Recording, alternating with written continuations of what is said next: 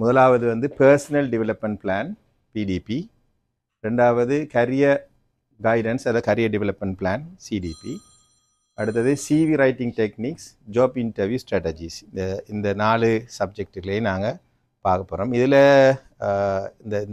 இந்த 4ஐயும் நான் செய்கிறதுல பார்த்தீங்கன்னா 4க்கு இடையில் ஒரு கோஆர்டினேஷன் இருக்குது, ஒரு லிங்க்னு இருக்குது, ரைட். இப்போ அந்த லிங்க்கை நாம் பார்க்கலாம். ஒரு கேஸ் ஸ்டடி ஒன்று நான் செய்கிறேன். அந்த கேஸ் ஸ்டடி வந்து basically experience sharing and personal experience sharing தான் அந்த கேஸ் ஸ்டடி அறிக்க போகுது. அதை வச்சுக்கொண்டு நீங்கள் வந்து உங்களோட பர்சனல் டெவலப்மெண்ட் பிளானை நீங்கள் போடணும் இன்றைக்கி.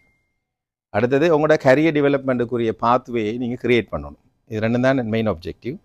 அதோட நீங்கள் அடுத்த கட்டமாக அதை வந்து உங்களோட சிவியில் ஃப்யூச்சரில் இன்புட் பண்ணக்கூடிய மாதிரியும், ஃப்யூச்சரில் உங்களோட ஜாப் இன்டர்வியூஸில் நீங்கள் டீல் பண்ணக்கூடிய மாதிரியும் இன்றைய நிகழ்வில் இருந்து வெளியாகும்போது நீங்கள் அந்த கான்ஃபிடென்ஸோடு நீங்கள் வெளியாகணும். இதுதான் என்னோட ஆப்ஜெக்டிவ்.